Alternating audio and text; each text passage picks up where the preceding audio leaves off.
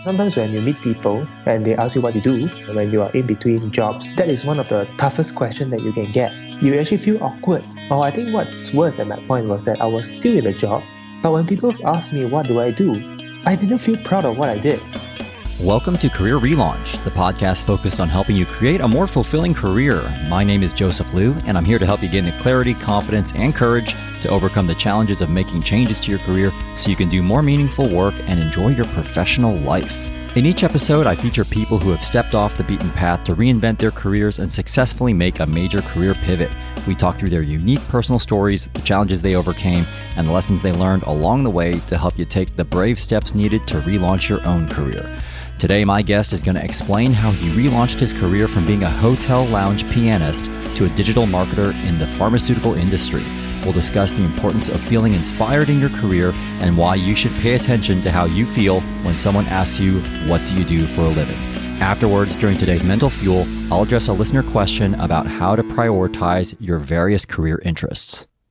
Hello again. If you are a longtime listener, you may have noticed it's been a few weeks since the last episode.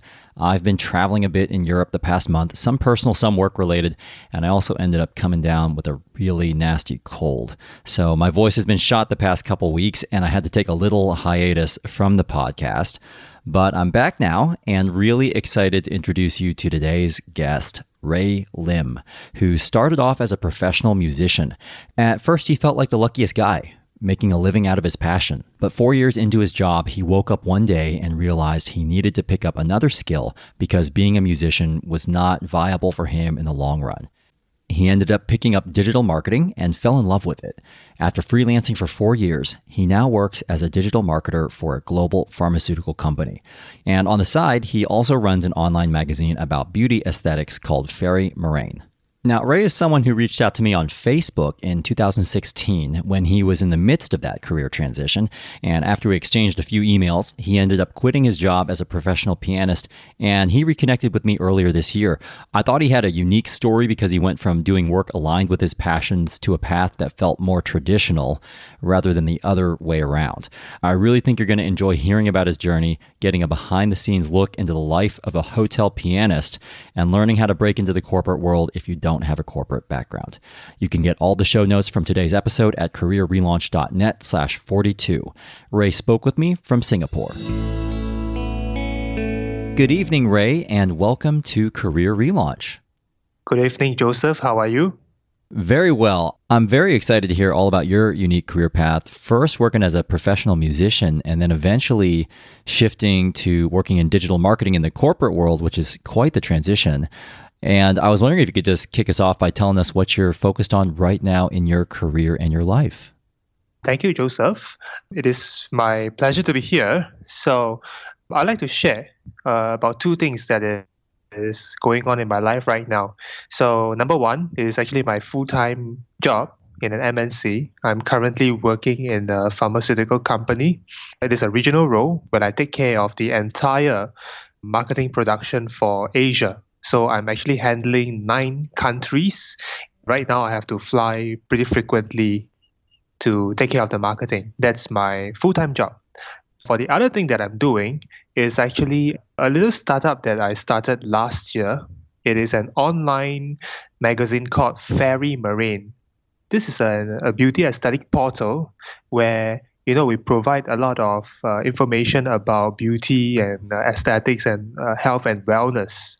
So that is a startup that I hope to build in the next 1 year. All right. Well, I want to talk about both of those as we go along here. So it's very interesting that you've got this work you're doing as a digital marketer for the pharmaceutical company there, but also interesting that you've got this beauty startup on the side. So let's talk about both as we go through the conversation. But what I'd love to do first, Rei, is go back in time a little bit because I know you haven't always been a digital marketer in the pharmaceutical industry. We actually first crossed paths when you sent me a message on Facebook in 2016 after watching my TEDx talk. And I don't know if you remember at the time, but you were about 4 years into being a hotel lounge pianist. So I was wondering if you could just start us off by telling us a little bit about that chapter of your career when you were a professional pianist, and then we can eventually talk about your current work. Being a professional pianist is a very special, important chapter in my life because that was what I started life as a professional musician. And when I first started, I was the resident pianist in a very prestigious hotel. I was playing from Monday to Saturday nights, and in the day I was teaching and playing at other venues in the afternoons. So I was about 23 years old at that time. I was earning very decently and I was quite in demand. So I thought that I was one of the lucky guys who was making a good living out of his passion. But 3 years into this job, and I began to feel very mundane. I began to feel bored, and I started to question myself: why am I starting to drag my foot to work every evening? And then I find myself having the tendency to turn up late and starting every set late. So I knew something was wrong. So I actually saw a counselor and I analyzed two things. Number one, I was doing the same things day in, day out. Even if I was playing different repertoires, it is doing the same thing. And then I had no direction. I could not find someone. I could not find a senior musician who is 10, 20 years ahead of me whom inspires me. I just wanted to be realistic, not just at that moment, but also 10, 20 years later. I realized that I had no role model that I could look up to that could inspire me. And I think role model is very important because people can really inspire you. And one of the things was really that I stopped feeling grateful and I began to feel that if I were to carry on like that in this job, I will be in peril. So I began to realize that as I grew older, I wanted career milestones such as career progression. And I wanted more stability. And as a working musician, you can play in the most prestigious venue, but you will always face things like late payment because we are hired as freelancers, so we are not protected by employment laws. So sometimes, as freelancers, you end up working for free. Before we get to your transition out of your work as a musician, you're actually the first professional musician I've had on the show. So I was wondering if you could set the stage for us here of your life before you came to this point of realizing that this wasn't what you wanted to do. Can you just explain a little bit more about the hotel you were at and the clientele there, and like what exactly did you do as a hotel lounge pianist? It is a very prestigious hotel in this part of the world. It's called the Raffles Hotel. What was happening in a typical day was I will wake up maybe about 11 a.m. If I was playing in another venue, I would start at about 3 p.m. until 5, and then I'll reach the hotel at 6:30, and I'll play all the way until 9:30. What sort of songs were you playing? I was trying to play everything, but I was only good in pop and jazz. I was trying to play some classical because Raffles Hotel is a very old hotel. And the kind of clientele who comes in, we do get celebrities, we get people from all over the world, especially from Europe. Yeah, and then we have a lot of regular guests who are familiar faces. So it is a place where you can see familiar faces all the time. The guests feel at home, and we feel at home when we see them as well. Something I've always wondered about, because I can't say that I've had the pleasure of staying at hotels that are fancy enough to have a hotel lounge pianist every time. But when I have seen people like that, I've always wondered, are you reading from notes or are you just playing everything from memory? Like, how do you come up with your playlist? Basically, it is really a very easy job because the hotel doesn't restrict me on my repertoire as long as it sounds good, as long as I get good feedback from the clientele every now and then. Basically, I'll just play whatever I like. I can read notes, but I prefer to memorize them, and I play by ear most of the time. That is quite the skill. Did you expect that your training as a pianist would take you to eventually become a pianist in a hotel lobby? Yes, I was expecting that when I was in my training because I had a teacher whom I respected. He was a role model when I was 16, 17 years old. The thing they say about the law of attraction thing. So I think somehow it brought me there years later. I want to go back to something that you were starting to tell us, which is what made you want to make a change. And I know when we spoke before, you mentioned there were a couple reasons why you started to think about walking away from music. One was thinking about your future as a musician, which I know you touched on before. Can you just tell us a little bit more about how you thought about your future prospects as a musician and how you realized that that wasn't quite what you wanted? I think the best way to look at the future of your career is to see if there is somebody who is 10, 20 years down the road, who is like your future, whether that future is the kind of future that you are looking for, and whether this person who is 10, 20 years down the road, but whether you can see yourself becoming this person. I practically know most of the working musicians over here in Singapore and as well as in the Southeast Asian region. I know the best players, and even if I become the best, I wouldn't like what I'll be doing, because of the kind of lifestyle. You have to stay up late, you have to drink alcohol, you have to, what we call, entertain the guests. You are in a drinking and a smoking environment, which is something that I was growing out of. I went through a stage of drinking and stuff like that, but I was growing out of it because my social circle changed. I was making with people who are in the corporate industry, who are very stable, and I see them progress, and it was really meaningful.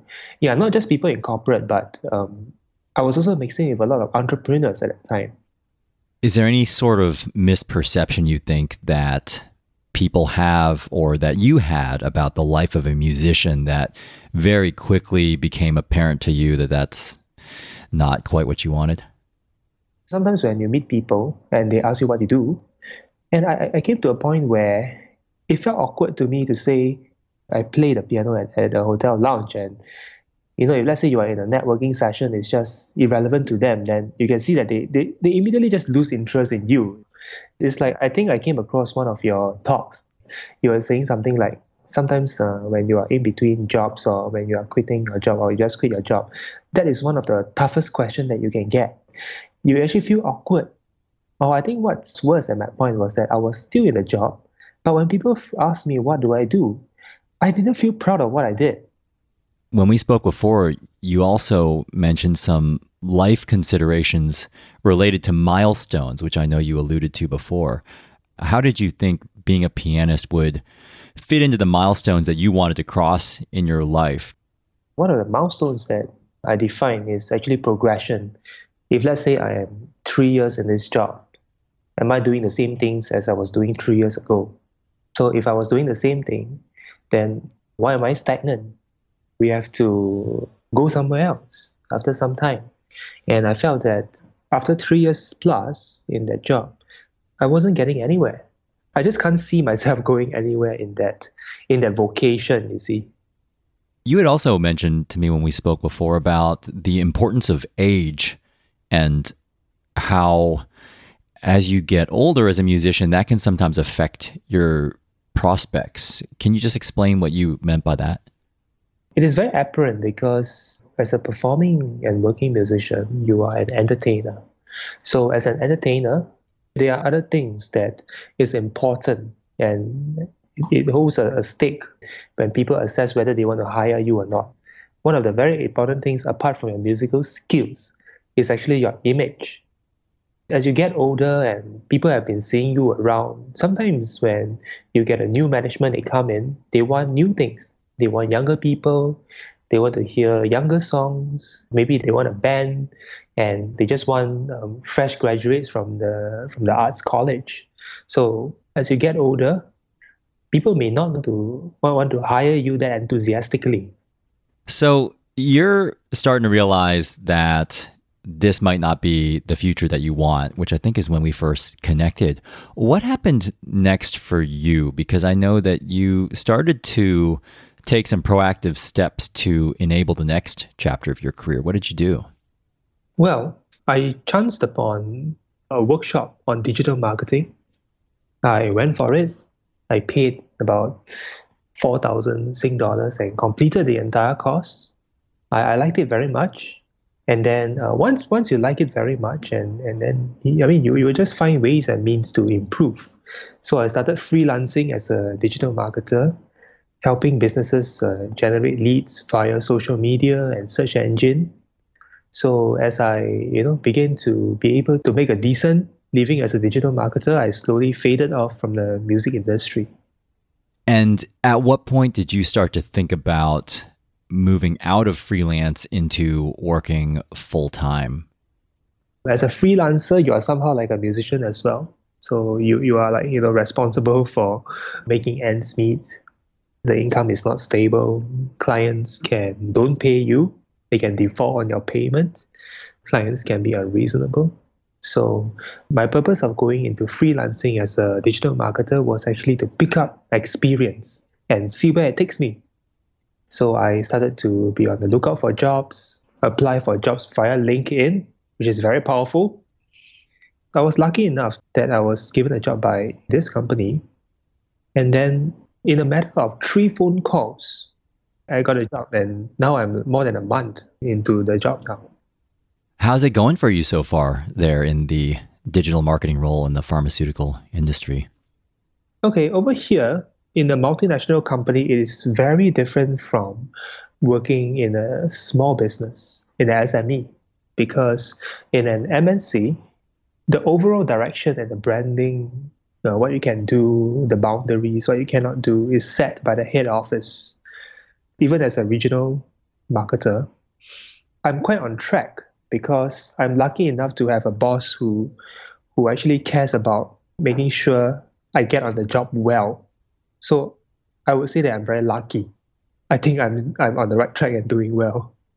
The last thing I want to ask you before we wrap up here, Rei, is about your transition, because it's interesting. You are moving from a career as a musician to working in the corporate world. And for others out there who are thinking about making that sort of a move, is there something that you learned along the way about what it takes to successfully make this sort of a transition? If you are from an arts background, you want to go to the corporate world, it is really not easy because unless you have qualifications that can get you past the qualifications gatekeeper, if they want to bypass this gatekeeper of qualifications, they have to start taking action to freelance and work for small businesses. And then just keep going for interviews. Just keep knocking on doors. Yeah, that's a great tip. There are a lot of gatekeepers along the way, and I think that when you're going through a traditional job hunt, those tend to favor traditional candidates. Was there anything about your training as a musician that ended up helping you in some way that was sort of surprising in terms of your training and how it ended up somehow opening up doors for you or paving the way towards your current role? No, not at all. No, not at all. Okay. Not at all. All right. Yeah, really, really, really. Yeah, it's not that I'm skeptical, but really not at all. Because I remember when I first started to hunt for a job, right? What happened was I did have a short snippet about me being a musician, and I didn't get any response at all. Uh-huh. Yeah, I don't know if that's the reason, but the moment I took out, I started getting, I started getting calls for interviews. So Was that hard at all for you to let go of your past identity as a musician, given that it was so much a part of your life, or was that a fairly easy transition for you?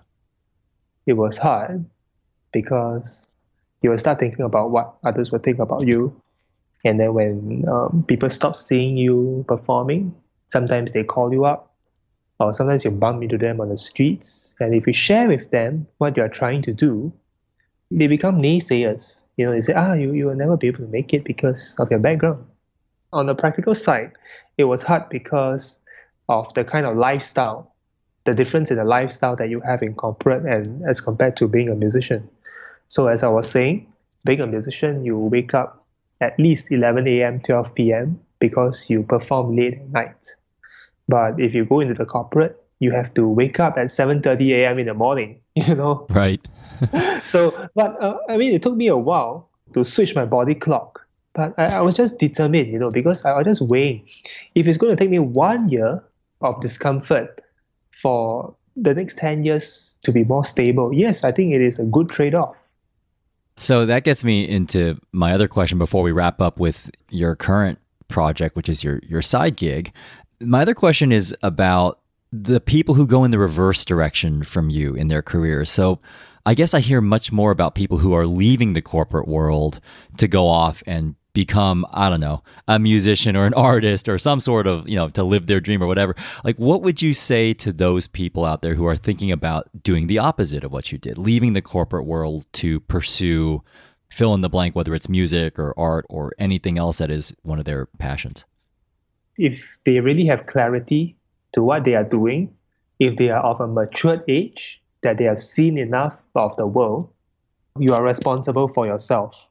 If you really want to go into there, you do not mind the setbacks, you do not mind the instability, then okay, go ahead. But before you go, make sure you know more musicians, make sure you know more of these people and how their life is like. If you are convinced that yes, these people inspire me, and then let's say you are at 35 years old, look at a musician in 55 when he's 55 years old now. When you get to 55 years old, is that how you want to be? If that inspires you, great, go ahead. You are responsible for yourself. If you make that choice, make it happen, you get there, you should not have any regrets. Having been through this career change, Rei, what's one thing you've learned about yourself? I learned that I really have to be responsible for whatever that I'm looking for. I don't have to, get the approval of others to whatever that I'm saying. I don't have to doubt the clarity of my perception because of naysayers. I stopped blaming naysayers for discouraging me because they have not gone through what I've gone through. So they will not understand the underlying motivations of my intention. I want to wrap up, Rei, by talking about your side project, which I know you alluded to at the beginning of this conversation, which is your online magazine, which is Fairy Marine. And can you just tell us a little bit about why you started that and what it's all about? I started this because the beauty scene over here in Asia is growing. So a lot of investment companies, they are pumping in a lot of money into medical aesthetics. So it is an online magazine that I set up, and hopefully, I can get involved in this industry because I also have some interest in beauty and wellness. So basically, it's an expression of my passion for digital marketing. Very cool. So if somebody's listening to this and they want to learn a little bit more about your online magazine, or if they just want to check it out, where can they go? Okay, they can go to fairymarine.com. All right. Well, we will include a link to your online magazine in the show notes, and I've checked it out. It's very cool. So I would encourage people to check that out. And just wanted to thank you, Rei, for telling us more about your life as a former professional pianist, your transition into the corporate world, and also all the great lessons you learned along the way. So just wanted to wish you best of luck with your digital marketing role and with your online magazine. Thank you, Joseph. So I hope you enjoyed hearing Rei's thoughts on how you can tell when you need to make a change, the importance of role models, and the reason why feeling inspired is so critical. Now it's time to wrap up with today's Mental Fuel, where I'm going to address a listener question about prioritization and the risk of pursuing your dreams. Before we get to today's Mental Fuel, I'd like to thank Grasshopper for supporting this episode of Career Relaunch. Grasshopper is the virtual phone system designed for entrepreneurs and small business owners. It works just like a traditional phone system, but it's all managed online or by phone, so callers can reach you anytime, wherever you are. As a Career Relaunch listener, you can get $50 off your first order. Just go to trygrasshopper.com/relaunch. This is the part of the show called Mental Fuel, where I finish the show with a brief personal story related to one of the topics we covered today and wrap up with a simple challenge to help you move forward with your own career goals. So for today's Mental Fuel, I thought I'd address a listener question. This one comes from Daria in the UK, and there's 3 parts to it, so I'll take them one at a time. The first question is about how to prioritize your interests. Hi, Joseph. My name is Daria. I guess the main things I would be interested in to hear on the podcast or to know how to prioritize your sort of ideas and different directions. Because I have a few, I always have a few, and I have a difficulty in doing just one thing, and I get bored. And I was wondering how to mix a few things together, how to do it smartly. For instance, I found something where I can be in an office and travel only from time to time. But I don't know if I want a sort of 5 to 9 job. So that's basically one thing that I would like to know more about, how to prioritize, what should be more important. Well, thank you, Daria, for the question. I guess the way I think about how to prioritize your interests, especially when it comes to making a career decision, is to think about your career in chapters. And as best as you can, think about which chapter you're in at this specific stage in your career and what you want to make sure you get out of this specific chapter. So, for example, in this chapter of your career, what might be most important to you is stability, or on the flip side, diversity of projects, or building your reputation, or being in a specific geography. I'm just kind of making those up. I'd try to pinpoint the one thing you absolutely feel you need to get right now in your career in order to eventually get where you want to go. So just to give you a couple examples from my own career, I had a chapter where learning the traditional nuts and bolts of marketing was the most important thing to me rather than the actual product I was marketing. So I decided to work for Clorox, which I knew was a really reputable company in the consumer packaged goods space, even though the products themselves weren't necessarily ones I would say I was quote unquote passionate about. I had another chapter in my career where I wanted to learn more non-traditional marketing tactics, but also reestablish my reputation as a marketer when I moved to London. So I decided to work at Goo, which was a startup company at the time with a lot of traction. So I think it's about being clear about what's most important for you to achieve at this specific stage in your career and trying to ensure you at least have that in your next role. Part 2 of Daria's question is about energy. The second thing that I'm wondering about is how do you also, whilst you're starting to job hunt or reestablishing your business, you need to be very upbeat, you need to be very energetic. And I used to be like this, for sure. That's my usual personality. However, in the recent 2 years, it was a really difficult time and I feel really emotionally drained. How to deal with that? I mean, I took a year out, more or less a year. But I still don't feel particularly ready to get into a new job. And I can maybe, give a really good interview and be upbeat for that. But what about the rest of the trial period? I don't know. I don't know if I have a lot of energy to keep so enthusiastic for so long. And I suppose, I would be if I found the correct thing to do, the thing that I would be sure about, that I want. But I'm not sure what I want. Daria, one of the things I hear most often from people is that they're losing enthusiasm for their job hunt or losing energy at their jobs. And so I think there's a couple ways I've dealt with this. For the job hunt, I've actually found that creating a schedule for myself has been helpful. So in other words, defining certain blocks of time in my day or certain days during the week for job hunting activities like networking or polishing up my resume or job applications. Then outside those times, I give myself permission to just recharge and rejuvenate or just do some other things. So committing to a schedule ensures you're doing the work you need to, but also giving yourself a chance to re-energize so that you can show up enthusiastically during those important job interviews or informational interviews. The other thing I'd recommend considering is to take a look at which work activities actually energize you and ensuring that you're getting a chance to spend part of your workday doing work that energizes you. If you can do that, then you don't have to worry as much about having to then recover or recuperate from the work that you're doing. If you want to hear more about this, we actually talked about this specific topic of finding your flow with Zai Devecha in episode 8, which you can find at careerrelaunch.net/episode 8. The final part of Daria's question relates to following your dreams. What is maybe stopping me from going for my dreams? I think this is an important part of it. I definitely think I have something against going for your dreams necessarily, because I've seen so many people around me closely not enjoying what they finally found on top. So I guess I'm hearing a couple things in there. One is whether following your quote unquote dreams actually ends up turning out as you imagine. And the other is whether you're following the right dream. So a couple thoughts on this one, and I've talked about this in past episodes. I really feel like the term following your dreams is a very high bar.